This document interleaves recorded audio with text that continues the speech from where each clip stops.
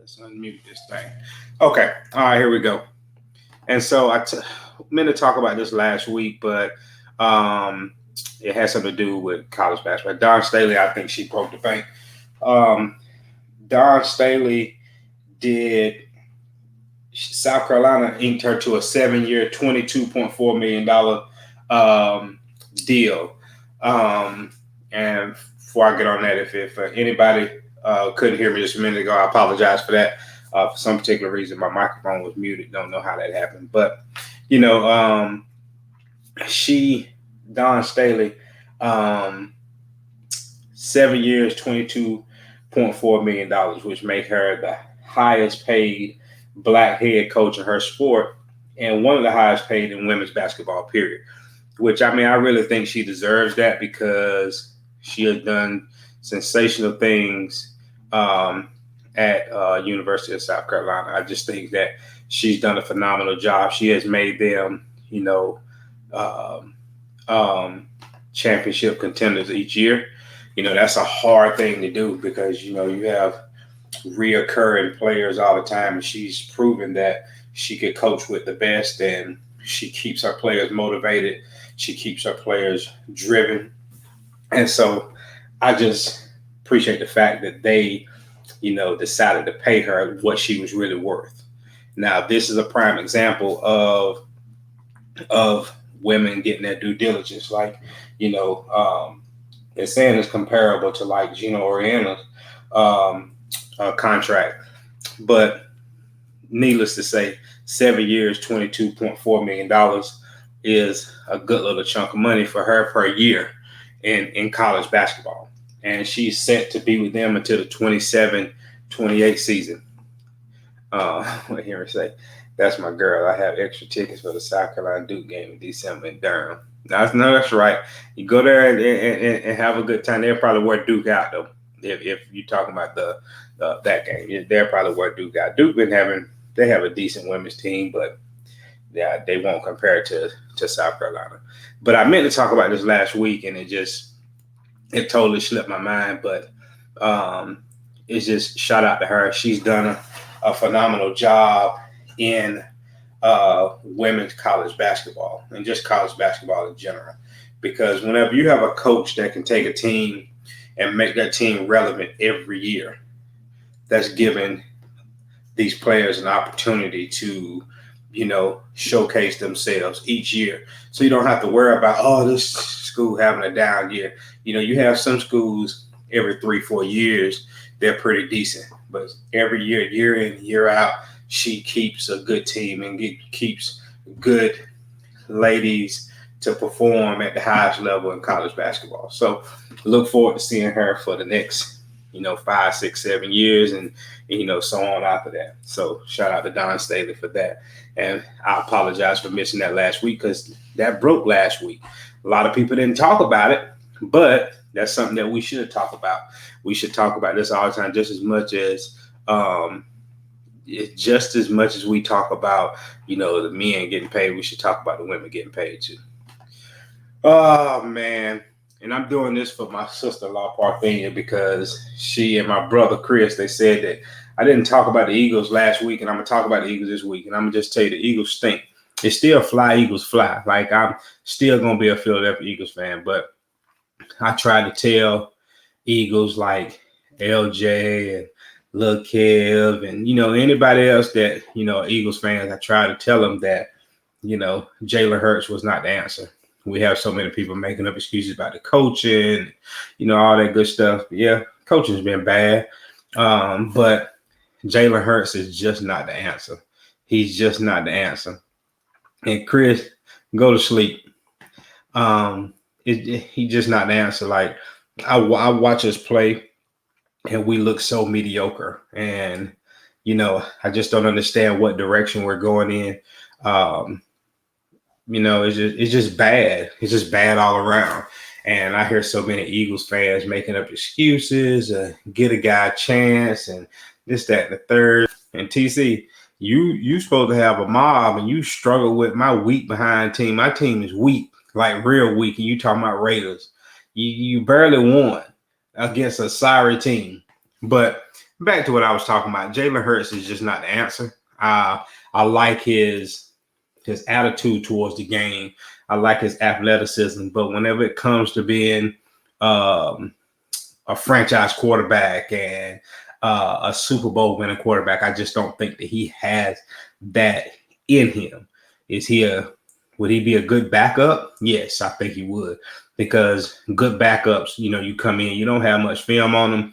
They come in, take care of their business for a few games, and they're gone about their business. Boy, bye. Y'all didn't. Actually, you didn't, TC. So it shouldn't even been close as what it was. You should have never let us score 7-0 at first. Like y'all should have kept us from scoring, period. Like that's how bad we are. But that's neither here nor there. I'm still an Eagles fan. I put my Eagle hats on. I put my Eagle shirts on. All that good stuff. It's still fly, Eagles fly. But I just want to talk about this because my sister-in-law and my brother swore up and down and didn't talk about the Eagles. So I said I was going to make it my business to talk about them every week. And shut up, TC. You don't hear that. But, Eagles look bad. It's nothing more I can say. Like I try to keep it real about everything. The Eagles are just bad. Like we're real bad. And so we're going to move on to some positive news. And some people could understand this right here. And I don't want to jinx them, so I'm not going to talk about it long. None of that stuff. But the Braves are in the World Series. Right? That's one thing that I can smile about, be happy about. The World Series is set. Yeah, LJ, I try to tell you this. Before I start talking about the Braves. I try to tell you about these, but you were so sold on, Jalen Hurts. So that's my quarterback and all that good stuff. So I don't want to hear it. But the Braves are in the World Series. Like, I don't talk much baseball. I don't watch a lot of baseball until it gets playoff time. But it's one thing I always do. I always look at that ticker to see, if the Braves won. And at one point in time, me and one of my, I'm going to say workout buddies because we don't work out together much, but we go to the same gym. Gia, she's a Braves fan. She got a Braves sign on the front of the car and everything. And me and her was talking a couple weeks ago and talking about how the Braves were about to, give us a heart attack and all that stuff. But look at us. We're in the World Series, won the pennant. Hey, they're playing against a tough Astros team. Hey, I am rooting for the Braves. And I know it's a lot of people back at home are rooting for the Braves because that used to be our team. Like the name of our baseball team was the Braves. Me, my brother Chris, cousin Tion, Darius, Terrell. And then, we have the Purcell boys, Devin and Derek and all them. We was all that. And then after Terrell and Derek them left, we had Nathan Kershaw and them guys, man, and Clayton Singletary as our coach and David Purcell as our coach, man. We had all the Hope County mad with us, and we used to go see the Braves play, and we just really, truly became Braves fans. And so, just to see them, they broke our hearts a lot of times in the 90s, I always have a chance to win the World Series and then stink it up whenever it was time. So hopefully this year we have a different outlook and an outcome on the Braves because I'm looking forward to them, whooping up on the Astros, and bringing that World Series championship back to the Atlanta Braves. And we don't have no baseball team like that, closer, but the Braves was a team, and the name of our baseball team was the Braves. So that's something that we just stuck with. I'm not going to talk about it much because I don't want to jinx them, but let's go Braves. And Chris, I know you appreciate that too. All right, let's get into football. What's wrong with the Kansas City Chiefs? And I'll tell you what's wrong with the Kansas City Chiefs. It's been a downward spiral for the last couple of years. After they won the Super Bowl, they came back the next year and they would play games and they would be, start off slow. And they would always come back and everybody talk about how great Patrick Mahomes was. And I think that's the biggest problem right there. Everybody made Patrick Mahomes to be, invincible and Superman and the Incredible Hulk and Batman and Thor and everybody put together, and it's just not like that. I think Patrick Mahomes is a real good quarterback, but everything that everybody has been saying, like he's the best quarterback we ever seen. The guy's only been playing 5 years, 4-5 years, and it's the best quarterback we ever seen. And I think, and then the Chiefs put it out there like that too, because they paid this man all this money, which I think was ridiculous. He won't see all of it, but like that was ridiculous. And they had a lot of holes in their defense, in their team in general. And now it's showing. The rest of the league has caught up to them because there's a lot of good teams in the NFL. It's not like, it was just a two-headed monster. Oh, it's going to be the Kansas City Chiefs and New England Patriots. No, Tom Brady left. New England is not New England like they used to be, but you have the Baltimore Ravens. You have the Cincinnati Bengals, who people are sleeping on. You have the Buffalo Bills. You have the Tennessee Titans, who, started off slow and now they're picking it back up again. And so those are teams that have caught up to them. And they don't need, and the problem with the Chiefs is they depend too much on Patrick Mahomes, and everybody knows that. They don't have a running game. Their defense, is just, man, their defense is just bad. And so that being said, what's wrong with the Chiefs is a lot. I think Patrick Mahomes is a big problem. I think their defense is a big problem. I think their arrogance is a big problem because that's the way they've been playing. They've been playing like they were just better than everybody else and more invincible and, all that good stuff. So like, I think that this is a product of a few years ago, whenever they were just on top of the world and everybody was saying they were just unbeatable and really focused on offense. And, and they were always like, I watched the game against the Bills, and the Bills made them have to make methodical drives, like long drives where they had to grind it out. And that's what the Chiefs don't want to do. And everybody done picked up on that regularly. Like if they can't beat you in a couple of plays, then you good because you got them right where you want them. Yeah, you say the Chiefs sucks this year, but the sad thing about it was it started last year. It started last year. It started the beginning of last year, and a lot of questions been asked: can they make the playoffs? And can they get back right? They can fix it. It's just a matter if their arrogance will let them fix it. So, the Chiefs, and I'm very shocked because Andy Reid is normally not a coach that will allow things like that to happen.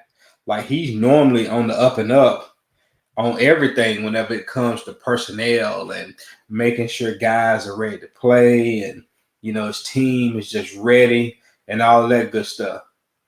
And it's just shocking to see that. And I just don't know. And like Patrick Mahomes, I can't see him changing the way that he plays. I just can't see it because he's used to being Superman and everybody talking about him the next day and tell him how great he is and he just does everything. And me and my brother Eric talked about this one time. I was like, Patrick Mahomes is not this God everybody's making him out to be. And he was like, man, I was thinking the same thing. And I try not to say too much about stuff like that because the minute that you don't think that somebody is a great talent or as great as everybody else think he is, then you're hating. It's not that I'm hating. I just see stuff for what it really is. And NFL has caught up with him, and it's quick how quick they caught up with him. And they stuck with Patrick Mahomes. They stuck with Patrick Mahomes, and Andy Reid's not going to be there forever. Travis Kelce's not going to be there forever.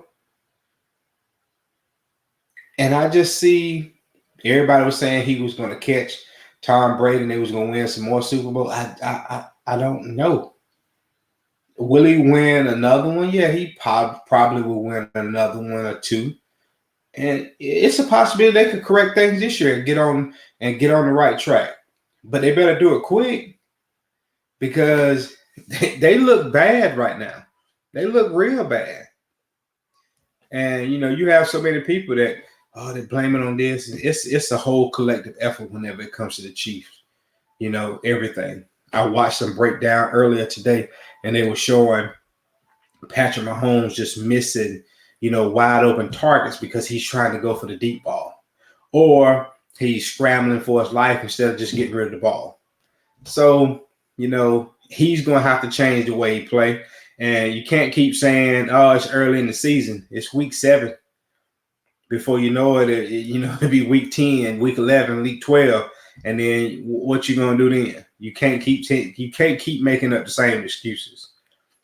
So I'm not sure if the Chiefs are going to make the playoffs, but I know what's wrong with them. It's a whole collective effort. It ain't just the defense. Patrick Mahomes is the problem. He's a problem. And if you watch the football games, you probably would agree. And so I'm gonna get off Patrick Mahomes. We're gonna get to some quick talks. And first quick talk is Ben Simmons says he's not mentally ready to play. I think me personally, I think this is just a tactic by, Clutch Sports. And trust and believe, I don't knock anybody for any type of mental illness or anything they have. But, me personally, I don't think this is one of those instances. I think this is just him coming up with excuses not to play. And he realizing that now, we got to figure out a way for you not to play. So this is the best way. And a lot of people are not going to make a big deal and stuff about it. You're right on it. But I just think that right now, everybody's saying, just trade him. And this is what I don't get about the whole Ben Simmons thing is that everybody want to say just trade him because that's what he wants. But he just signed a contract. He signed a big, healthy contract. And if you don't want to play, just call it quits. And that's what I don't understand about, the players of the NBA now. They make up every excuse not to be in a situation. It's your responsibility to work on your game. It's your responsibility to make sure that you're legit enough to play. It's your responsibility to make sure you live up to that contract. And so if the team decided they were going to pay you that money, it's time for you to live up to it. But he said he's not mentally ready. We'll see how long he stays out. We'll see what happens. It seems like everybody changed their tune whenever it came to this now, ever since he made those comments. So hopefully he gets it together and we'll see. Next quick talk. The Bengals are legit. The Cincinnati Bengals are really good. And they went to Baltimore and they wore the Ravens out, if I'm not mistaken. It was the Ravens they were playing. Let me make sure, because I was looking at it and I had watched some of the game and I had watched the highlights and stuff like that. But they really put a whooping. I say a whooping, they put a whooping on them jokers yesterday. And so they went into Baltimore and won 41-17. And a lot of people don't want to talk about that. They were just talking about Lamar Jackson, how great he was. But we got to take a look at the Bengals. The Bengals might be back a little bit because they haven't really been good since they got rid of Marvin Lewis. And this is the first time the Bengals have been pretty good. They're 5-2 in the AFC. And that's another team like that that the Kansas City Chiefs have to worry about. What did he say? Jay Wayne saying that. Oh, well, here we all know that, but my thing is that he better find some, because, and I'm gonna talk about that here in a little bit about these players and what they got going on and what's about to happen.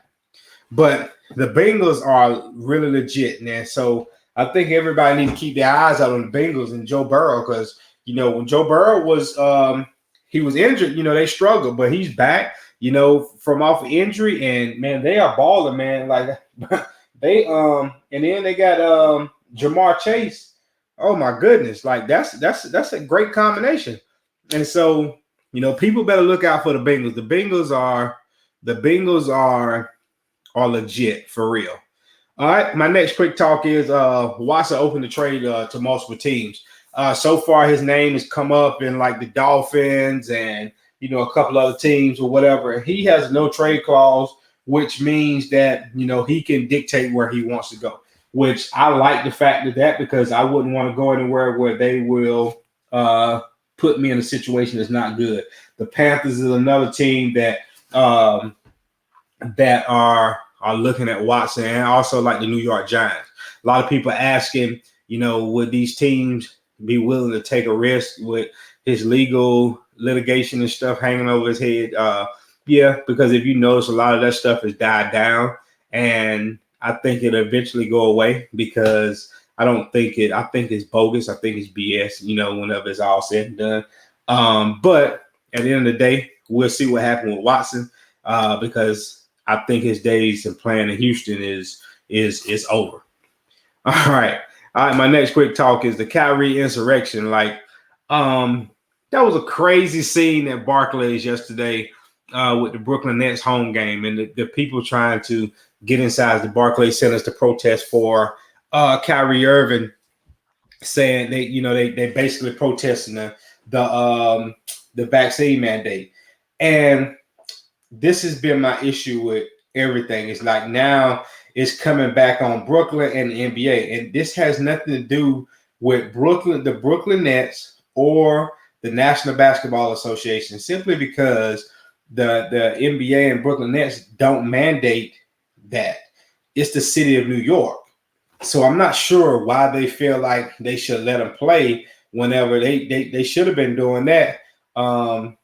At down the city hall somewhere or another. Fans is made and tried to break the Brooklyn Stadium. Yeah, they tried to protest yesterday, and it was a mess yesterday. And and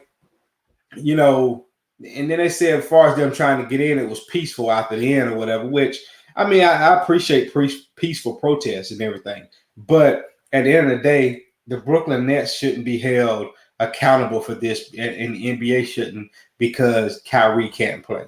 The NBA give these guys choices, and whatever choice you make, but they have to abide by the laws and regulations of the cities that they, make money in and that they do business in. And so, I think that those fans, protesting yesterday, I think it was kind of premature.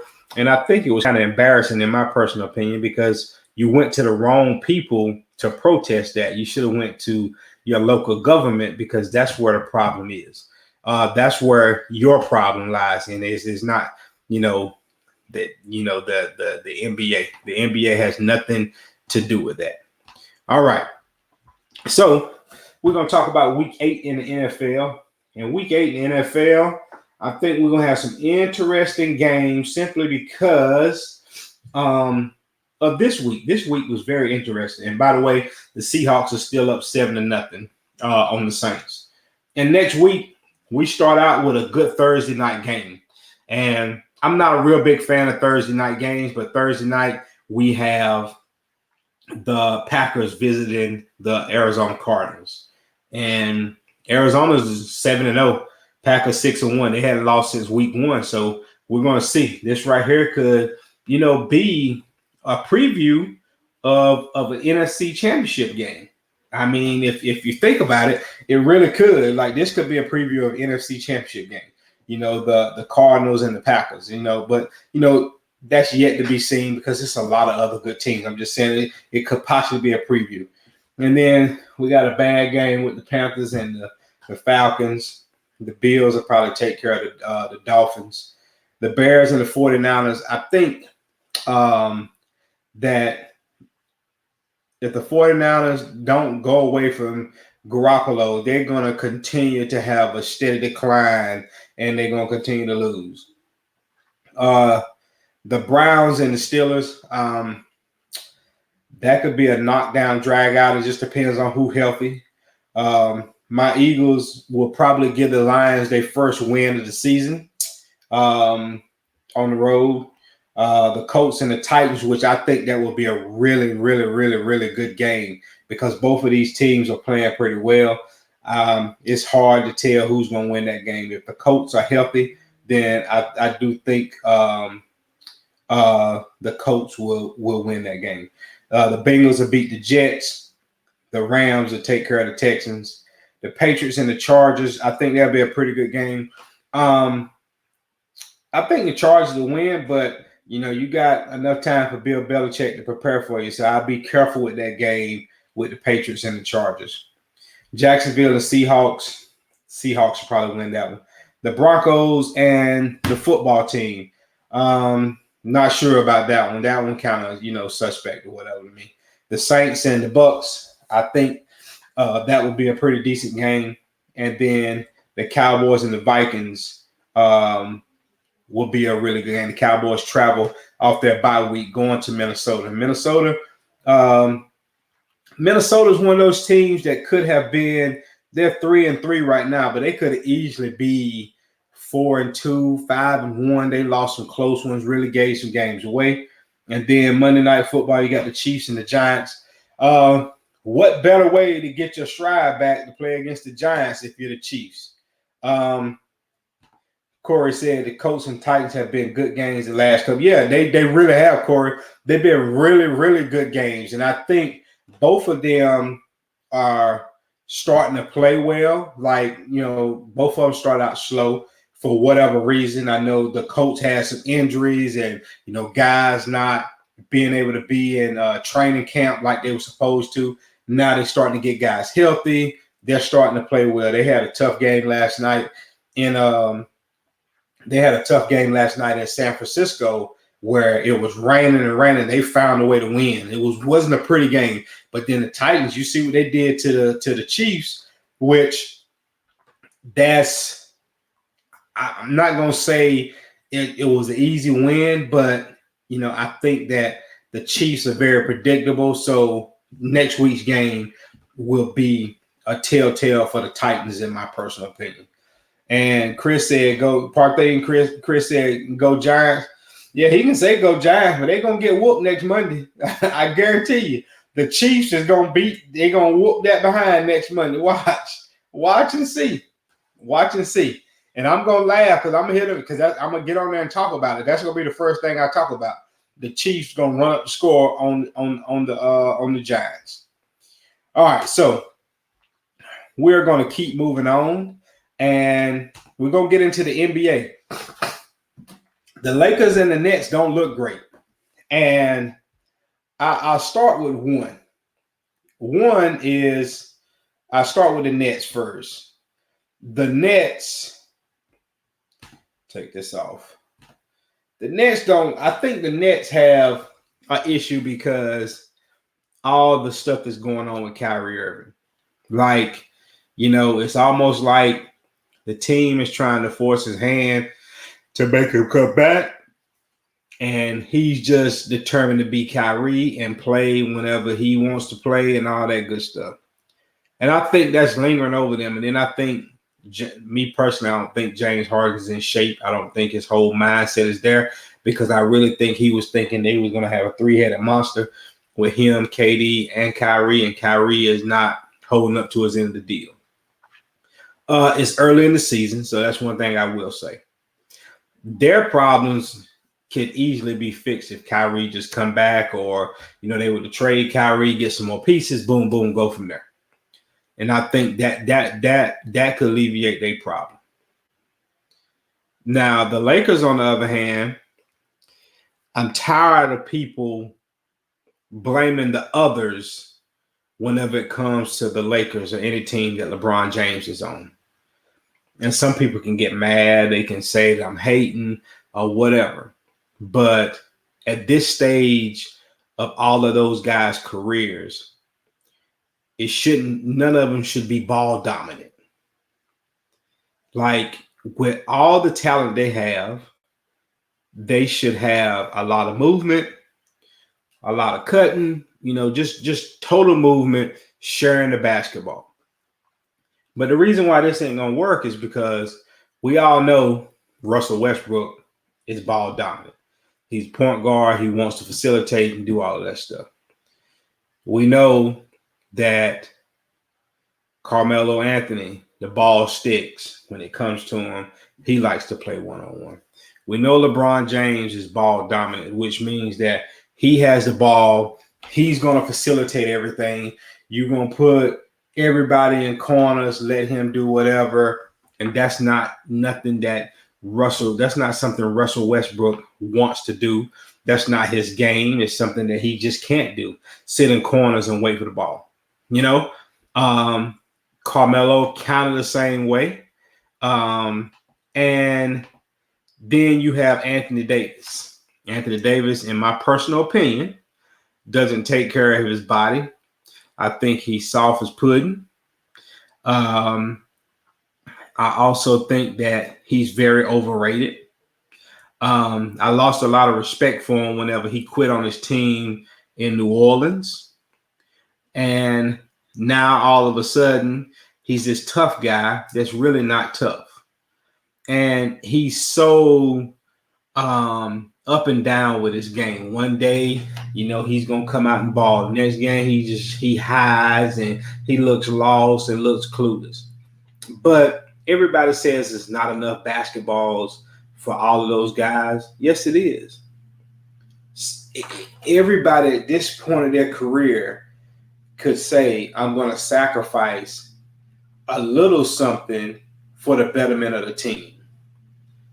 And I don't think that none of those guys are going to do it. Now everybody's talking about, ship Russ off. LeBron is the one that okayed this for that to come. So he didn't have an issue with it. So now it's trade Russ. No, what y'all need to do is y'all need to fix your problem. But one of the biggest problems is, if anybody knows this, and I've said this many times, if you play with LeBron James, you're not going to get the basketball where you want it at. You're going to get the ball where he wants you to get it at. If anybody knows, I'm not the biggest LeBron fan, but I know sports. I know basketball. LeBron James needs people like me. Somebody who can just shoot, because it opens the floor up for him. When he doesn't have shooting, that's when he struggles. That's when his team struggles. Yes, stats have looked good. Everybody's saying it's everybody else's fault, but I've watched on several occasions where he doesn't get back. He doesn't, and it shows. And like, everybody follows their leader. And it's almost like, he want to piss and moan because somebody else takes the shots, or somebody dribbles more than he dribbles, or has the ball 15 seconds versus his 5 or whatever in the shot clock. And so this Lakers team, the only way, in my personal opinion, that they could fix this, everybody say just trade everybody. But, some of those guys may have no trade clause, and you're just not going to just up and trade them and send them anywhere just because it's not going well right now. But my thing is, Frank Vogel has to change up his offensive schemes. And you got to get everybody to buy in. Everybody saying, it's LeBron and AD's team, everybody got to fall in line. No, these other guys are superstars too. And without them, you won't win. So instead of trying to please one or two, let's please everybody. And we're going to move this basketball. We're going to do some cutting, and we're going to do some rotating and all that good stuff. And we're going to find easy open shots versus us playing one-on-one. Let me go send somebody up here to set a pick, sit somebody in the corner. No, you do that on set plays and stuff like that when you want to really get a certain shot.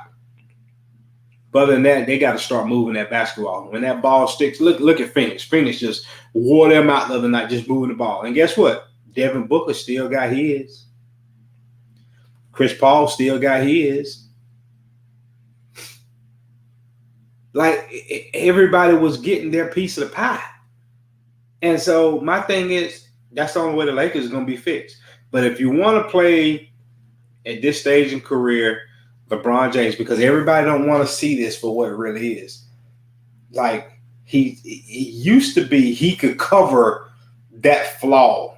He used to could. And now with him getting older, it's harder for him to do that. And people don't want to see that. They don't want to see it because you can watch a game, and if you really watch a game for what it really is, you'll see that, the first few games, they were getting their butts whooped. Oh, his stats were good, especially the second game. Yeah, you thought they were good because all y'all look at is, oh, he had 25 points.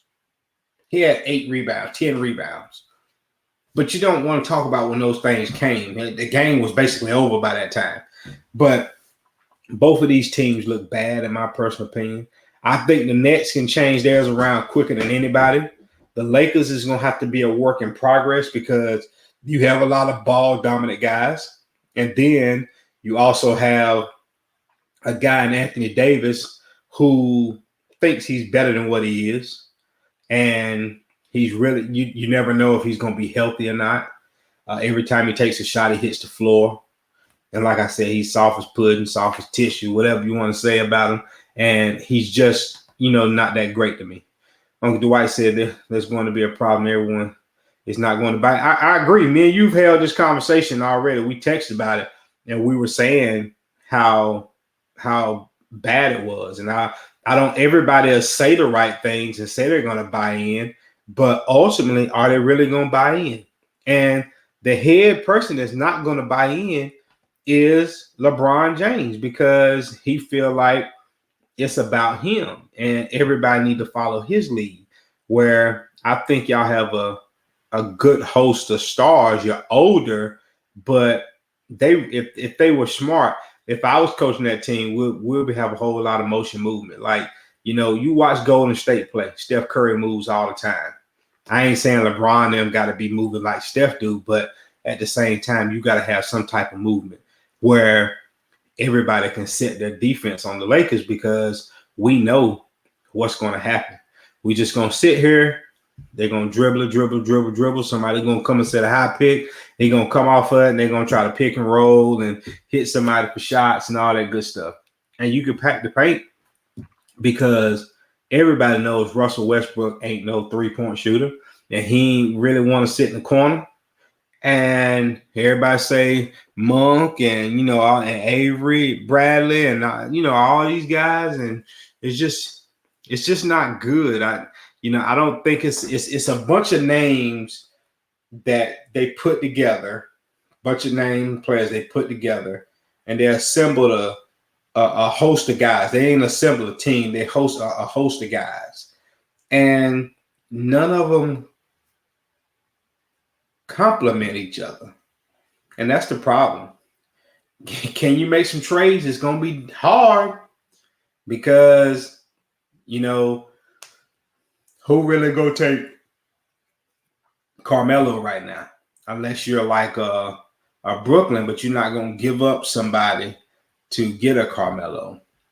Now, only teams that's going to take him is somebody who's looking to put some people in the stands, and mediocre teams or whatever, feeling like he could be that piece off the bench to help them do a whole lot more scoring and stuff like that. So,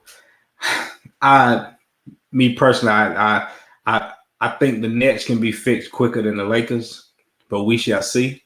The Lakers won last night. The Nets lost again. So those guys, Uncle Dwight said, and all a bunch of names, nobody wants them. Exactly. And so, we'll see. We'll see. All right. My next thing is, everybody saw Shaq's take on LeBron James, and I said his take on LBJ is all wrong. Shaq made some comments saying that once LeBron passes Kareem for the all-time, points leader in the NBA, that he would go down as the greatest of all times. And I disagree with Shaq's point, because he says he has 4. He will have 4 rings if he doesn't win another one, and he will be the all-time leading scorer in the NBA. Now that would make sense if you were saying Kareem was the greatest of all time. But with that being said, you're comparing him to Michael Jordan. And what a lot of people don't want to remember, and part thing I agree with, he changed every other day. That's what he does. And Kendrick Perkins, agree with him and all that good stuff. And a lot of people say stuff just to stay relevant now. And me personally, I think Michael Jordan is the greatest. And not because I'm just a fan, but I watched him show his greatness in times where adversity was against him. Whenever he didn't have the help of his sidekicks and all that good stuff. And at the end of the day, I watched him in 6 finals be the best player in each finals. And people don't want to remember in 2011 what LeBron James did against Jason Terry and JJ Barea. How he didn't show up in the finals. And what we're comparing people to is Michael Jordan played, they give him 15, but one of those years is only 12 games plus the playoffs. So he really played 13 and a half, 14 seasons versus somebody who is playing, 18, 19 seasons. Of course, your numbers are going to be better. But what this man did in the short period of time that he played was nothing short of a phenomenon. And for Shaq to make that comparison, saying, if he surpasses Kareem, that he will be the greatest of all times. And that will be true, like I said, if you're comparing him to Kareem. But then what you fail to realize too is it's a whole lot of other stuff to that. If he passed Kareem and surpasses Kareem just for scoring, and LeBron has 4 championships, he doesn't win another championship, Kareem still will be sacking and scoring all time with 6 rings. So how is that making it that LeBron would be better than MJ whenever the person that you're putting him up against, that you're trying to make a point about, you're not even putting him as your greatest of all time? If we're going by points, then Kareem is the greatest of all time. If we're going by championships, then Bill Russell's the greatest of all time. And you can't do that. I just know whenever it's all said and done, whenever you look at both of their careers and the totality of their whole careers, you will see Jordan has more scoring titles. He has more defensive player of the years. He has more championships. He has more MVPs. And the list goes on and on. And then everybody, and this is the thing that I hate about this whole thing, is that people now will say that a lot of these players are better than the players in the past. I've heard a lot of people say that D Wade was better than Pippen, all that type of stuff. Which, if you want to say D Wade is better than Pippen, then say D Wade is better than Pippen. But when you look at the host of all-stars that LeBron has played with, from Shaq to now Russ to Anthony Davis, to Chris Bosh, to D Wade. And those are just the five I'm going to name because there's others that he's played with that are all-stars. And Jordan played with Pippen. I think Horace Grant was an all-star one time. And the rest was supporting cast. And then they try to say, oh, well, the teams weren't that good. Oh, yeah, Corey, thank you. And Kyrie. So that's 6 all-stars, but we ain't going to count how many times that each one of them made the all-star team. And so, and yeah, Parthene, he only won 1 scoring title. And so it makes sense to me that if somebody plays longer and they're pretty decent, that they're going to have more points. Like people made a big deal when Kobe passed Jordan, but he played 20 seasons to 14. So, I mean, if you're a great player, 6 more seasons, it took you 6 more seasons to surpass somebody like that. Like, think about it. Like, logically think about it. And it just troubles me that people say things like that. Like, you can pass somebody score. I know that it's been people that score more points than me. Did that make them better than me? I score more points than some other people that make me better than them. No, it's what you do in those crucial moments. That's the reason why I call Michael Jordan the GOAT. It's because in game 6,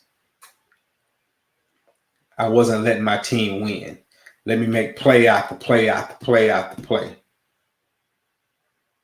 And never went to a game 7. Never went to a game 7. And if I'm not mistaken, I don't think Pippen averaged over 20 points in a series and anything like that. He did everything and defended and rebound and did all that stuff in a tougher era, in my opinion, because I think this era is crazy. It's soft. Uncle Dwight, MJ, 6 out of 8 years, and in 2 years Chicago didn't win. Jordan didn't play. Jordan won 3. Sat out 2, came back, won 3 more. I often wonder Chicago would have won 8 straight if he had continued to play. Yes, and that's the other thing too. Is like if he doesn't retire, how many championships could he have won? And then not only that, he could have went for 7 again if the Bulls organization didn't blow the team up. They could have signed everybody to 1-year deals. He was still on top of the world. Pippen was still good. Kerr was still good.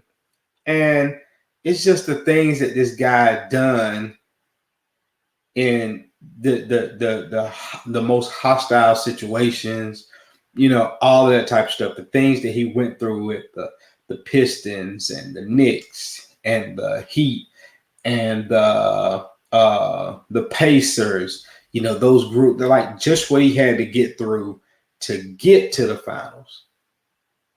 Like people don't want to see all of that. Like, LeBron teams up with, other superstars to make super teams and this, that, and the third. And everybody make up excuses for him. They get mad when somebody else do it, like when KD did it. But Shaq's take is all wrong because if you're going to compare him to the man that you're trying to say he's going to be better than. Don't try to use Kareem whenever you're not even considering Kareem the GOAT because he's the all-time leader in scoring in the NBA. So let's get over the scoring part. Let's look at the whole totality of careers and not stats. Let's look at what they did in crucial moments. And a lot of people say, oh, he's more clutch than Jordan. See, let's get this completely straight right now. A lot of people think that clutch is just when you hit a last-second shot to win a game or something like that. No, clutch is whenever the game is tied or you're up a couple of points and the team is making a run and you do all the little things. You hit a tough shot here. You get a steal there. You keep putting your team up. It ain't always a last-second shot. But if it did come down to the last-second shot, then you take it. But let me do all the other stuff so it doesn't get to that point. And that's the type of stuff that this guy did. And I think Shaq take is all wrong. And we all gonna have our own opinions about it. Some people think with their heart and not, just really thinking about it, knowing what it really is. And so, at the end of the day, I think he's completely wrong.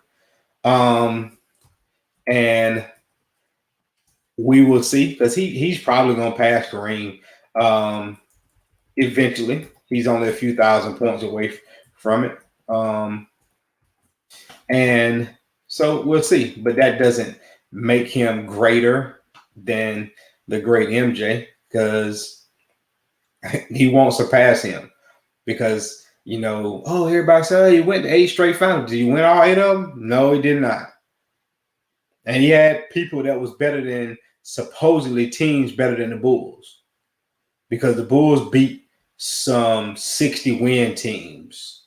Seattle Supersonics, Utah Jazz twice. You can't tell me that Phoenix Suns team wasn't legit with Charles Barkley and them boys. Drexler them wasn't legit. Magic them wasn't legit. And people say, oh, Worthy got hurt, but injuries happen in games. Pippen got hurt. Hey, what do? Pip, you just out here, and I'll take care of everything else. That's what it is. Yeah, Corey, clutch is defense too. I always say get a stop here, do something to get a steal or something like that. And Hargrove said T-Mac is better than Wade in his opinion. Yeah, that's debatable. It's very debatable. But, I'm going to get off Shaq because I'm not a big fan of Shaq because he's real. I ain't going to talk about him. All right, so we're going to talk about the next CBA real quick for the NBA. I'm telling you like this right here. After, not this season, but in the next season, the coach, the players and the owners can opt out of their contract and they can go back to a renegotiating table. The whole Kyrie deal, the Ben Simmons thing, what James Harden did, to get out of Houston, is going to backfire in these players' face. Everybody who is rooting for Kyrie saying it's bigger than the cause, but Kyrie problem is he doesn't want to go to work and he want to use somebody else's money to take care of something that he wants to have going on for himself. And this next collective bargaining agreement, I guarantee you it's going to be more structure in their contracts, because if you know an NBA contract is really, really basic. It's a basic contract. It has enough language to please both. I guarantee you now it's going to be some language in there to keep these guys from, once they decide they don't want to play, you're not going to get paid. It's going to be some stipulations with these guaranteed contracts. It's going to be, and the players are going to want to keep the thing the same, because I think the players get 51% and the owners get 49%. That's right there is about to switch up, because these guys are making a complete mess of themselves. The owners were fine with it because everybody was winning. Players winning, owners winning. They got a big TV deal. Now the owners got to put up with the TV deal, but guys not showing up to play. This is due to injury, but they got the Pelicans on TV because everybody wants to see Zion, but he's hurt. All right. You got the Nets on TV. They want to see KD, Kyrie, and James, but they only getting James and KD, and then, these guys that decide, oh, I'm just not going to play tonight. And it could be a televised game. And the sad thing about it is kids save up money to go and see these guys play, and they'll just decide they don't want to play. And like they go there, they don't want to go there to see you in a suit or see you work out, and if they get there in time and then you sit back in the back. That ain't what they say their money for. But these owners are already seeing what's going on. They sit back licking their chops right now. If anybody don't want to agree with me, you don't have to. Just mark my words. I do believe that the NBA will have a lockout the next collective bargaining agreement, because you got people like a Kyrie Irving that is the vice president of the Players Association that is going to try to fight a fight that he can't win because he done contradicted himself and he done made a mess of everything and all of that good stuff. So that next CBA is going to be hell for the players. I'm just telling y'all mark your words. It's a lot of people that's been, oh man, these players need their money and you don't, tell you something. I'm all for these players getting their money. I'm all for them getting it. But at what price do you pay to get that money and then turn around and burn the bridge that you're getting the money from? It doesn't make any sense to me. So this next CBA is going to be hell for them. And people like LeBron will probably be gone. But I'm telling you, I've been a part of the lockout. I know how a lockout is. It doesn't affect the superstars. It starts affecting the guys, the lower level guys, the guys that on the end of the bench. The 7th, 8th, 9th, 10th, 11th man, 12th man, stuff like that. That's when it starts. That's who it affects. And then that's whenever the player's going to have to crumble because, it's a lot of guys in the NBA right now that gets paychecks and they are a paycheck away from not having anything. It's simple as that because we think everybody's getting paid a whole bunch of money, but it's not. It's not. Uncle Dwight says, I'm a union rep, and I promise you, there's going to be a lockout. The players and the agents have messed this one up. Yes, they have. Uncle Dwight, and I hate it, and I've been saying this for a couple of years now. LeBron James and Clutch Sports have messed up everything because the agents are pissed off with Rich Paul because he basically got LeBron out there being his recruiter and doing everything for him, and LeBron playing, and he getting all the players. And then, for instance, Ben Simmons is with Clutch Sports. They doing stuff that they ain't really got no business, and it's gonna mess them up. It's going to be a lockout, guaranteed. Mark my words. Some of y'all gonna be like, "Well, he told so." I'm just telling you right now. All right, so that concludes my show. And I want to thank everybody who got on, checked it out. I really appreciate you guys. And if I could leave you with one word, it would say, people will throw stones at you. Don't throw them back. Collect them and build an empire.